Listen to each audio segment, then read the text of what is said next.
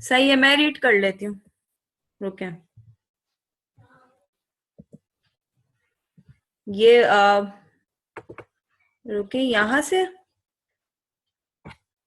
یہ جو آیت نمبر سٹارٹ ہو رہی ہے کہ اس میں ضمیر, یہاں والی بات سے شروع کرنا ہے. ہاں یہیں سے اسٹارٹ ہو. صحیح ہے. اس میں ضمیر مجروح تو خدا کی طرف بھی لوٹ سکتی ہے, یعنی آدمی اپنا مال خدا کی محبت کی راہ میں خرچ کرے, لیکن ہمارے نزدیک مختلف وجہ سے ان لوگوں کا قول قابل ترجیح ہے جو اس کا مرہی مال کو قرار دیتے ہیں, یعنی آدمی مال کی محبت کے باوجود اس کو خدا کی راہ میں خرچ کرے. مال کی محبت مختلف پہلو ہو سکتے ہیں. ایک تو یہ کہ مال بجائے خود قیمتی اور دل پسند ہو, دوسرا یہ کہ آدمی خود اس کا ایسا ضرورت مند ہو کہ دوسرے کے لیے ایثار کرنا نفس پر شاق ہو رہا ہو, تیسرا یہ کہ زمانہ قحط اور گرانی کا ہو جس میں کشادہ دست آدمی بھی محتاط اور کفایت پسند بن جایا کرتے ہیں. اس کا لفظ ان تینوں ہی صورتوں پر حاوی ہے. اس مفہوم کو ترجیح دینے کی ہمارے نزدیک کئی وجہ ہیں. ایک وجہ تو یہ کہ قرآن کے نظائر سے اس مفہوم کی تائید ہوتی ہے. یہ بات واضح ہے کہ یہاں یہ بتایا جا رہا ہے کہ یعنی اللہ تعالی کی اطاعت وہ وفاداری کا اعلیٰ مرتبہ حاصل کرنے کے لیے انسان کو کس قسم کا انفاق کرنا چاہیے. یہ مضمون دوسرے مقامات میں جہاں جہاں بیان ہو رہا ہے وہاں صراحت کے ساتھ یہ بات بتائی گئی ہے کہ یہ مرتبہ اس مال کے خرچ کرنے سے حاصل ہوتا ہے جو محبوب ہو. مثلاً آل عمران کی آیت نمبر 93, تم کامل وفاداری کا درجہ نہیں حاصل کر سکتے جب تک کہ اس مال میں سے خرچ نہ کرو جو تمہیں محبوب ہے. اسی طرح دوسرے مقام میں سچے اہل ایمان کی تعریف فرمائی گئی ہے کہ سورہ حشر آیت نمبر 9, اور وہ اپنے اوپر دوسروں کو ترجیح دیتے ہیں اگرچہ انہیں خود احتجاج ہو.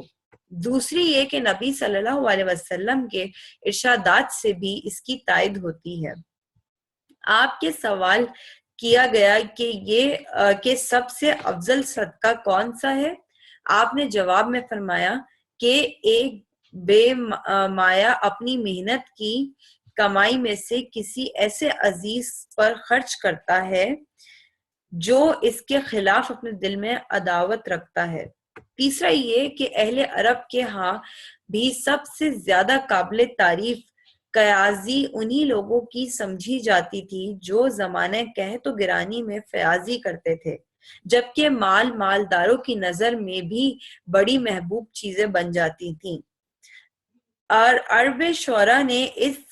صفت کی بلا اتفاق تعریف کی ہے. دوسری قوموں میں بھی یہ صفت بلا اختلاف ممدوح ہے. چوتھی یہ کہ اس طرح کا انفاق اغلاب یعنی یہی ہے کہ خدا کی محبت میں ہو, اس لیے کہ بغیر اس قوی محرک کے نفس کا اس قسم کے ایثار پر آمادہ ہونا بڑا مشکل ہے. اس پہلو سے یہ مفہوم پہلے مفہوم پر خود بخود حاوی ہوتا ہے. آگے پڑھنا ہے انفاق کے مصارف یا اس میں کوئی اور ڈسکس کرنا ہے آپ لوگوں نے؟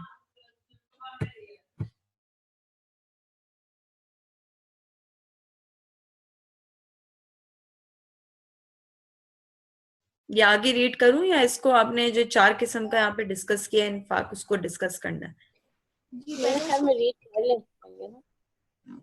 جی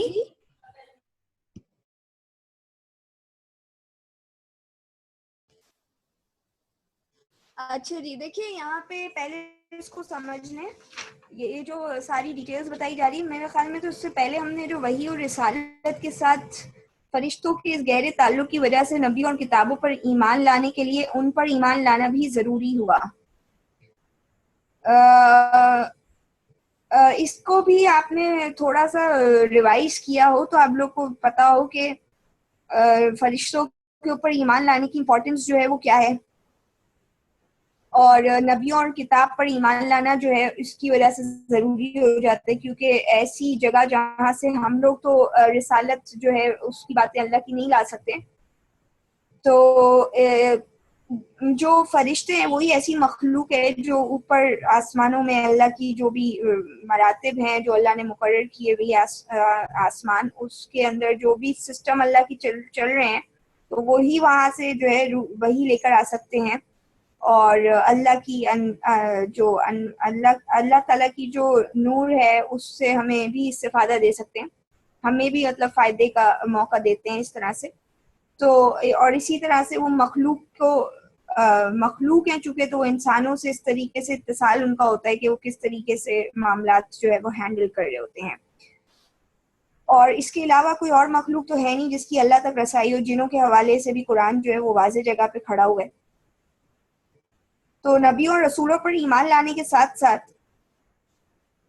ان رسولوں پر بھی ایمان لانا چاہیے جو خدا اور رسولوں کے درمیان رسالت کا واسطہ ہے، یعنی جس طرح فرشتوں کی صفت میں ان کو رسول ہی قرار دیے، کیونکہ دے آر آلسو میسنجرز، مطلب وہ بھی اللہ ہی کے میسیجز کو ہم تک لے کر آتے ہیں. اچھا، پھر یہ بھی ہے کہ جو انسانی نفس ہے اور عقل ہے وہ ہمیشہ ایسے روح وغیرہ کے چکروں میں پڑتی رہی ہے. عالم ارواح کیا ہے، یا جو روحیں ہیں وہ کہاں جاتی ہیں اور کہیں واپس بھی آتی ہیں نہیں آتی ہیں، اور اس طرح کی یعنی ساری جو غلط فہمیاں ہیں، توہمات ہیں، اس کی وجہ سے آپ دیکھیں کہ کاہنوں سے جو تعلق بندہ جوڑتا ہے، ساحر، جادوگر، جنات، شیاطین اور پتہ نہیں کیا کیا ایسی چیزیں ہیں جو سپر نیچرل، جن کو ماننا شروع کر دیتا ہے انسان، اور جو اچھی ہوتے ہیں. پھر ستاروں کے جو گردشوں کے حساب کتاب اور اس کے اندر کے اسرار اور جو غیب کی باتیں ہیں وہ ساری ڈھونڈتے ہیں. یا جس طرح چائنیز جو ہے کلچر، ان کی جو ریلیجس کلچر ہے اس کے اندر آپ دیکھیں کہ وہ اپنے باپ دادا کی روحیں بلا رہے ہوتے ہیں، اور مطلب جو بت پرست اقوام ہے وہ زیادہ تر اور بھی پڑ جاتی ہیں ان چیزوں میں. اور ویسے ہی انسان جو ہے وہ روحوں کے بارے میں بڑا سینسیٹیو اور پوزیسو ہے، کیونکہ ظاہر ایک چیز جو اس کی چلی گئی، اس کے رشتے ناتے جب اس سے جدا ہوتے ہیں تو اس کے بعد آئی تھنک اس کی کھوج میں لگ جاتا ہے کہ کوئی ایسا ذریعہ مل جائے جس سے دوبارہ سے انسان جو ہے کوئی تعلق قائم کر سکے. تو اس ساری باتوں کا جو ایک صحیح جواب ہے، مستند چیز جو سمجھ آتی ہے وہ ملائکہ ہیں جو قرآن بیان کرتا ہے. اور جتنا کچھ اللہ ان کو دیتے ہیں یہ بھی بات اچھی ہے کہ وہ ان کے اوپر اللہ ہی ہے جو سپروائز کر رہے ہیں ان ساری چیزوں کو، ایسا نہیں ہے کہ وہ ان کی اپنی مرضی چل رہی ہے. اچھا، اس کے بعد آپ دیکھیں کہ پھر بات ثابت کیا ہوئی، کنکلوڈ یہ کیا انہوں نے، خلاصہ کلام یہ کہ ایمان بالملائکہ، ایمان بالکتاب اور ایمان بالانبیاء، تینوں کے اوپر یہ جو ایمان ہے یہ ایک دوسرے سے ملتی جلتی کڑی.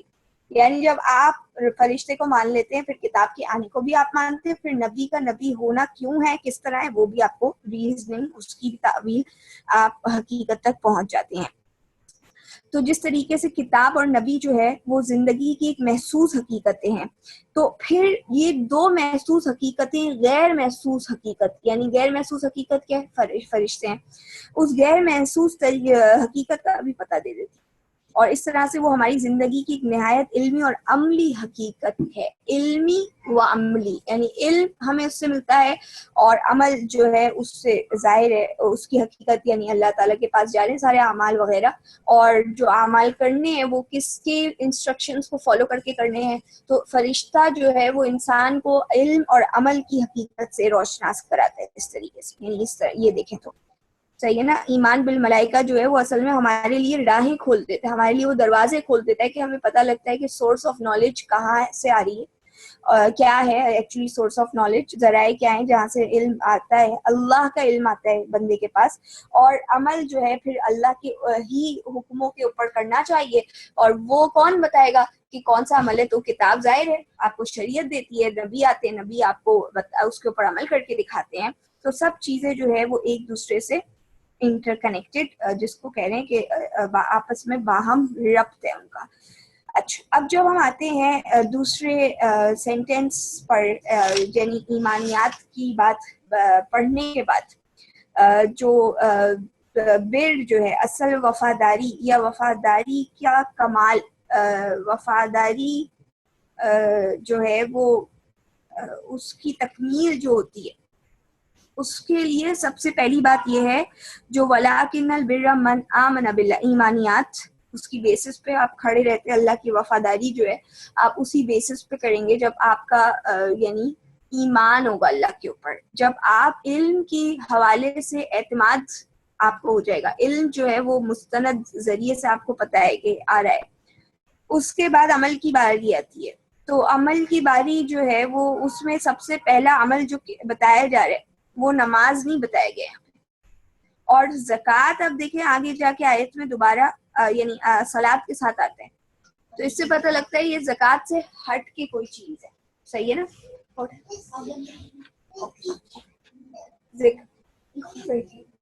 زکوٰۃ سے ہٹ کے کوئی چیز ہے. تو اب کہہ رہے ہیں کہ وآت المال علی حبہ جو ہے اس میں ضمیر جو ہے وہ مجرور ہے. مجرور کیا ہے؟ یعنی جس کے نیچے زیر ہے، اور وہ کون سا لفظ ہے؟ وہ حبہ ہے. اور ہی جو ہے ہی، تو وہ دیتا ہے مال اپنی اس کی محبت کے باوجود.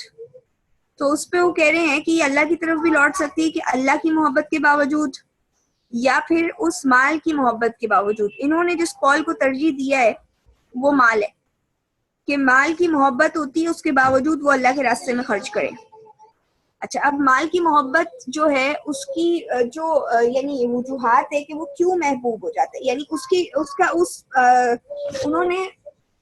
اس مرحلے میں جبکہ مال واقعی انتہائی محبوب ہو جاتا ہے. مال اپنے آپ میں ہے ہی ایک محبوب چیز. اس سے کسی کو حب الشہوات جب اللہ تعالیٰ بیان کرتے ہیں تو اس میں قناطیر المقنطرہ جو ہے من الذهب والفضہ جو ہے، پہلے کا درہم دینار ہی ہوتا تھا نا مال، یا جو گھوڑے ہوتے تھے یا جو چوپائے اور کھتی وغیرہ، یہ مال میں آتا ہے نا ساری چیزیں. تو اس کی محبت جو ہے وہ تو اپنی جگہ پہ ہمیشہ ہے، اس میں کوئی شک کی بات ہی نہیں ہے. لیکن ایسی صورتحال یعنی کنڈیشنل بتا رہے ہیں کہ ایسی صورتحال جبکہ مال بہت محبوب ہو جاتا ہے، اس لیے کہہ رہے ہیں کہ اس مال کی محبت کے باوجود، یعنی وہ سینیریو، وہ سرکمسٹانسز، وہ حالات جس وقت مال بندے کو اور عزیز ہوتا ہے، جیسے جس کو قرآن میں کہا کہ وہ جو والذین ينفقون فی السراء، یعنی وہ جو خوشحالی میں تو خرچ کرتے، والضراء، اور تکلیف میں بھی خرچ کرتے. یعنی تکلیف کے ٹائم پہ جب آپ مالی مشکلات کا شکار ہو اس وقت مال جو ہے وہ محبوب تر ہو جاتا ہے. تو یہ بات کو وہ اجاگر کرنا چاہ رہے ہیں، انہوں نے اس کال کو ترجیح دی ہے، اور اس کی ڈفرینٹ ایسپیکٹس یعنی ویریشنز بتا رہے ہیں کہ کیسی کیسی صورتحال میں مال محبوب ہو جاتا ہے. یعنی جیسے قحط کا موقع ہے، اور جیسے ضرورت مند آ جائے اور آپ کو بھی وہ پیسے کی ضرورت ہو، لیکن آپ جو ہے وہ ایثار کر لیں، قربانی کا جذبہ ہو آپ کے اندر. اچھا، اور تیسری چیز جو ہے وہ کہے تو خود مال جو ہے، یعنی اپنے آپ میں مال ہی اتنا قیمتی چیز ہو، یعنی مال تو بہت طریقے کے ہوتے ہیں لیکن وہ مال ایسا ہو جو بہت قیمت رکھنے والا ہو، وہ آپ کو بھی اور وہ سب کو بھی بہت ہی محبوب ہو، یعنی وہ اس کی ویلیو اتنی ہو. صحیح ہے، اور اس وقت وہ آپ کو خرچ کرنے کی بات آ جائے، یعنی اسی کو خرچ کرنے کی بات آ جائے. تو یہ کہتے ہیں کہ اس لحاظ سے جو ہے یعنی تینوں صورتحال یہ بتاتی ہے کہ مال محبت عزیز ہو جاتی ہے انسان کی. مال تو ویسے ہی محبوب چیز ہے لیکن وہ اور محبوب ہو جاتا ہے. تو اسی بات کو جو ہے یہاں پہ الگ سے، یعنی زکوٰۃ نہیں بیان کی جا رہی، الگ سے بیان کیے جا رہے. تو اس پہ کہتے ہیں کہ قرآن کے نظائر سے اس مفہوم کی تائید ہوتی ہے. اس کی ایک وجہ کیا ہے؟ بر جو ہوتا ہے، بر جو ہے وہ اللہ کی اطاعت اور وفاداری کا اعلیٰ مرتبہ حاصل کرنے کے لیے انسان کو کس قسم کا انفاق کرنا چاہیے. یہ جو بات آ رہی ہے دوسری جگہ پہ کہہ رہے مضمون جہاں پہ بھی بیان ہوا ہے قرآن کے اندر، تو یہ مرتبہ کی چیز ہے، اصل میں یہ درجے والی چیز ہے. تو وہ درجات جو ہیں وہ کچھ ایکسٹرا کرنے پہ ہی حاصل ہوں گے نا. تو مال کے خرچ کرنے سے وہ درجہ کیسے حاصل ہو جاتا ہے؟ کیونکہ وہ مال آپ کا محبوب ترین مال ہوتا ہے. تو انہوں نے جو اگزامپل دی سورہ آل عمران کی، کہ جو آیت بیان کی انہوں نے، جو ہم سب جانتے ہیں لن تنالوا البر حتی تنفقوا 93 آیت،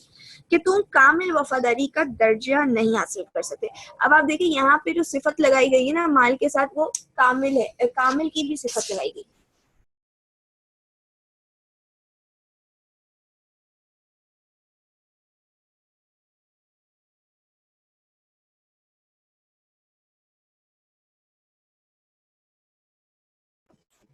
تو کامل وفاداری اگر آپ دیکھیں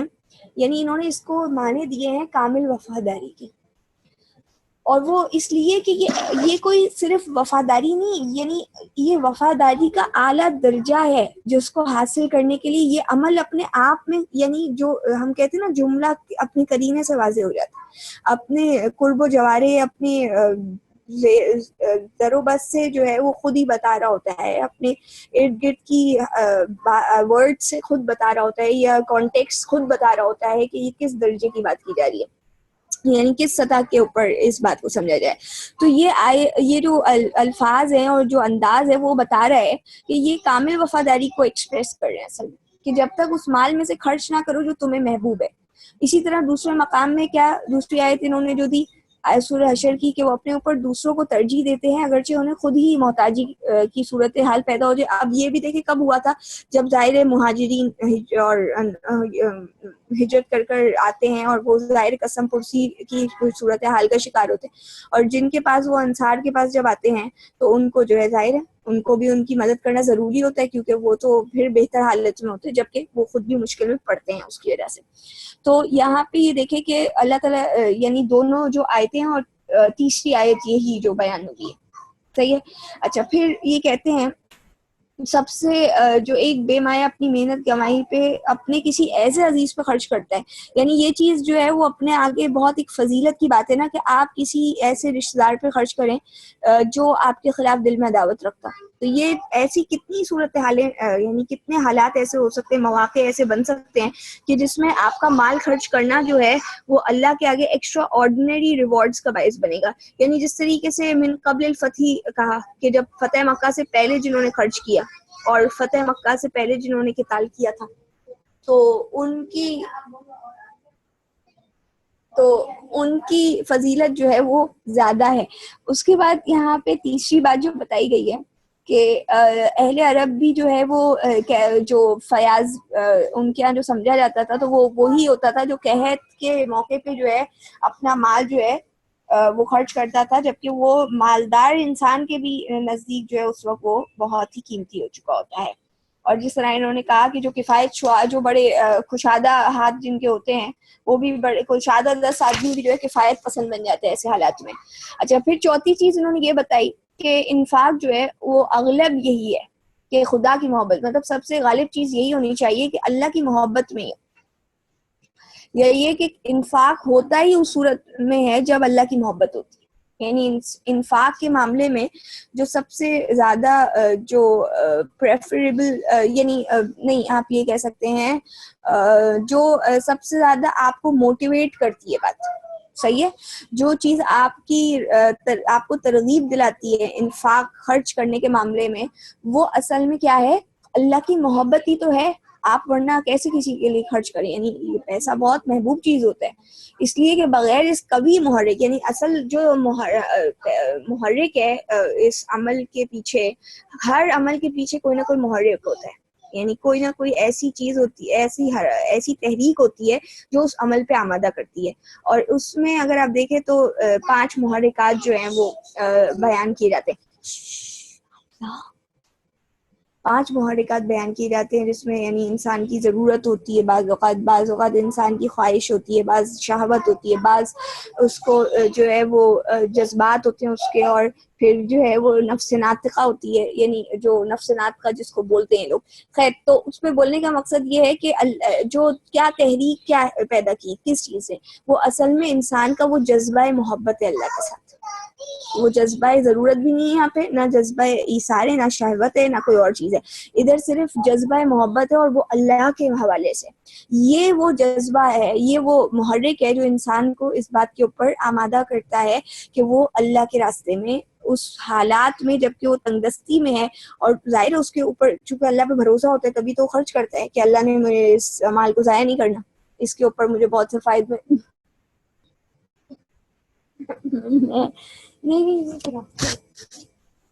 تو اس کے ساتھ ہی یعنی یہاں پہ یہ جی تقریر اینڈ ہو جاتی ہے, اور آپ آگے چلیں بھائی پڑھیں.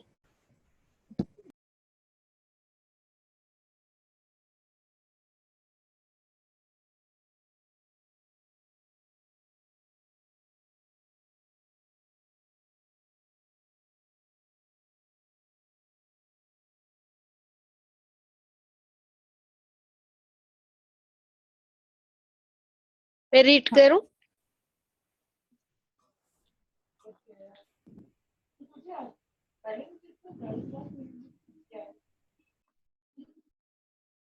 کریں بیٹا؟ انفاق کے مصارف میں سب سے پہلے قرابت مندوں کو رکھا ہے۔ اس سے معلوم ہوا کہ آدمی کے اعضاء و اقربا اگر وہ ضرورت مند ہے اس کی اعانت کے سبب سے زیادہ مستحق ہے، یہاں تک کہ اگر وہ دل میں عداوت بھی چھپائے ہوئے ہوں، جب بھی سب سے افضل انفاق، جیسا کہ اوپر والی حدیث سے واضح ہوا، وہی ہے جو ان کے لیے کیا جائے۔ قرابت مندوں کے بعد معان یتامہ کا ذکر اسلامی معاشرے میں ان کے درجہ و مرتبہ کو واضح کرتا ہے کہ اپنے عزیزوں کے بعد پہلی نظر آدمی کو ان بچوں پر پڑھنی چاہیے جو سایہ پدری سے محروم ہو چکے اور جن کی کفالت و تربیت کی ساری ذمہ داری معاشرے پر منتقل ہو چکی ہے۔ ابن السبیل سے مراد مسافر ہے۔ مسافر مجرد اپنی مسافرت کی حالت کی بنا پر مستحق اعانت ہوتا ہے، اس سے قطع نظر کہ وہ صاحب استطاعت ہے یا غیر صاحب استطاعت۔ اگر مستحق اعانت ہونے کے لیے غیر صاحب استطاعت ہونے کی شرط ہوتی تو مسکین کے بعد اس کے علیحدہ ذکر کرنے کی ضرورت نہیں تھی۔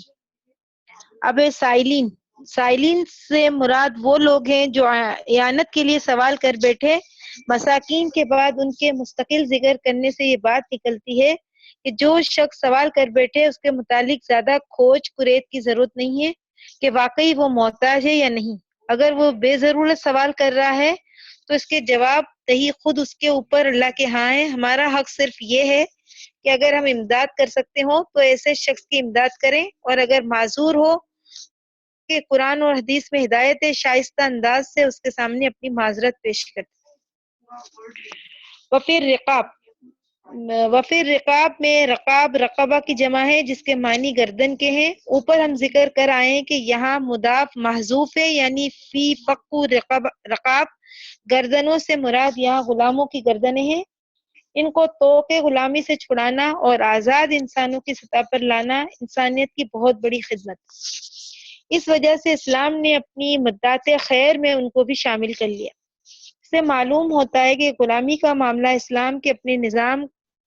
نظام کا کوئی جز نہیں تھا۔ وقت کے بین الاقوامی قانون جنگ کے تحت اسلام نے اس کو محض وقتی طور پر اس لیے گوارا کیا کہ اس وقت بین الاقوامی سطح پر جنگ کے قیدیوں کا مسئلہ کوئی اور حل موجود نہیں تھا، لیکن اس کو گوارا کرنے کے ساتھ ساتھ اسلام نے اپنے ماحول میں غلامی کی آزادی کی مختلف نوعیتوں سے حوصلہ افزائی کی، جن میں سے ایک یہ بھی ہے کہ ان کو خرید کر آزاد کر دینے یا ان کی مکاتبت یعنی شرط آزادی کی رقم ادا کرنے کو ایک ثواب کا کام ٹھہرایا۔ اب اس زمانے میں غلامی گرچہ قانون ختم ہو چکی ہے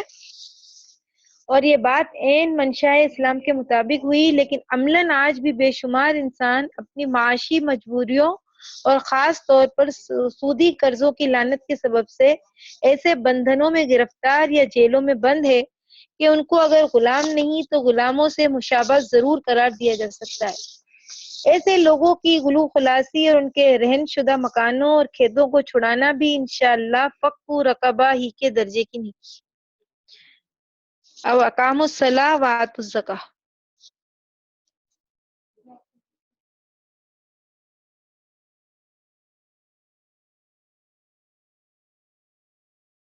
جی میرے خیال میں بالکل واضح ہو گئی ہے بات۔ اس میں اگر آپ دیکھیں ایک بات، مطلب ایسے تو واضح ہے، لیکن جو انہوں نے بات یہاں پہ کی ہے کہ مسکین کا تذکرہ کرنے کے بعد جو ہے وہ ابن السبیل کی لفظ آ رہا ہے۔ آیت پہ چلے جاتے ہیں تو آت المال علی حبی ذوی القربا، رشتہ دار ہیں سب سے ٹاپ پہ، والیتامہ بے سہارا جو سایہ پدری سے محروم، یعنی بچے سایہ پدری یعنی باپ نہیں ہے جس کا، یتیم، والمساکین اور عام جو بھی ظاہر ہے آپ کے ضرورت مند ہیں جو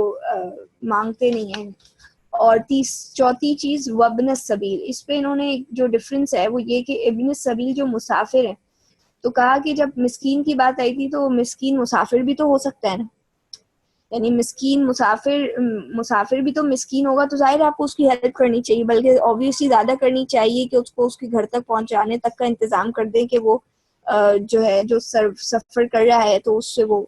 حالات اس کے بہتر ہو جائے. یا یہ کہ یہ انہوں نے یہ کہا ہے کہ ابن السبیل جو مسافر ہے، تو جو بھی مسافر ہوتا ہے آپ کو اس کے لیے خرچ کرنا چاہیے، اور یہ خرچ جو ہے وہ زکوٰۃ نہیں ہے، پوائنٹ ٹو بی نوٹڈ، یہ انفاق ہے. انفاق یعنی آپ جو صدقہ کرتے ہیں، ایکسٹرا اللہ کے راستے میں نکال رہے ہوتے ہیں، یعنی آپ کے اوپر جو حق معلوم اس کے علاوہ جو خرچ ہے اس کو انفاق کہتے ہیں. تو اس پہ وہ تو ہے ہی انفاق، یعنی وہ بھی خرچ ہی کرنا ہوتا ہے زکوٰۃ بھی، لیکن وہ زکوٰۃ تو ایک باقاعدہ آپ کے اوپر اوبلیگیشن ہے. لیکن یہاں پہ ہم یہ پڑھ کے سمجھ رہے ہیں جو اللہ آیت میں فرما رہے ہیں کہ اصل کامل وفاداری یہ ہے کہ تم مشرق اور مغرب، یعنی اس میں پڑھنے کے بجائے اگر تمہیں کرنے ہیں کام ایسے جو کہ درجات تمہیں اللہ کے آگے درجے دے جائیں گے، تو اس میں یہ ہے کہ انسان کا جو سب سے بڑا امتحان ہوتا ہے وہ جب مال محبوب ہو اس وقت وہ ان مصارفوں کے اوپر ان اپنے مصرف کو یہ کا محل جو ہے وہ یہ لوگ ہوں اس کے، یعنی یتامہ ہو، مساکین ہو، اقربا ہو اور ابن السبیل ہو. اچھا تو مسافر وہ کہہ رہے ہیں ان پہ بھی خرچ کرنا جو ہے وہ دراصل ثواب کا کام ہے. اور سائلین اور مانگنے والے جو ہیں اس میں بھی انہوں نے ایک الگ بات جو کہی ہے، وہ پوائنٹ آف ڈفرنس یہ ہے کہ اگر کوئی بندہ آپ سے پیسے جو ظاہر مشکل میں ہے، مسکین ہے، کہ یعنی جس طرح انہوں نے کہا مساکین کے بعد ان کے مستقل ذکر کرنے سے کیا بات نکلتی ہے؟ بھائی سائل بھی ہو سکتا ہے، مطلب مسکین جو ہے مانگ کے بھی تو اپنی احتیاج پوری کر سکتا ہے. لیکن یہ کہہ رہے ہیں کہ سائل کا نام الگ سے اس لیے لیا ہے ان کے نزدیک، یعنی یہ بات ہے کہ سائل مانگنے والے کا الگ سے تذکرہ اس لیے کیا ہے کہ جو بھی مانگ رہا ہے اس کو آپ دے دو، اس پہ آپ زیادہ کھوج کریت کرنے کی ضرورت نہیں ہے کہ وہ محتاج ہے یا نہیں ہے. اور اگر وہ بغیر ضرورت سوال کر رہے ہیں تو اللہ کے وہ خود جواب دے گا. ہمارا حق یہ ہے کہ ہم اس کی مدد کر سکتے ہیں تو کر دیں، اور اگر معذور ہوں نہیں کر سکتے تو جس طرح سورہ بنی اسرائیل میں بھی آتا ہے کہ بھئی آپ شائستہ انداز سے جو ہے وہ اپنی معذرت پیش کر دیں. تو یہ ان کا موقف ہے اس حوالے سے، سائل کے حوالے سے. اور ہمارا معاملہ یہ ہے کہ ہم لوگ انتہائی احتیاط برتتے ہیں اور اس وقت تک نہیں دیتے جب تک کہ، اور ہمیں یہ کہا بھی جاتا ہے جو ڈونرز ہوتے ہیں ان کی طرف سے بھی، اور وہ دیتے بھی اسی بیسس پہ ہیں. تو اس کی وجہ یہ بھی ہے کہ ہمارے یہاں معاشرے میں ویسی پورا نظام جو ہے وہ بالکل بگڑا ہوا ہے،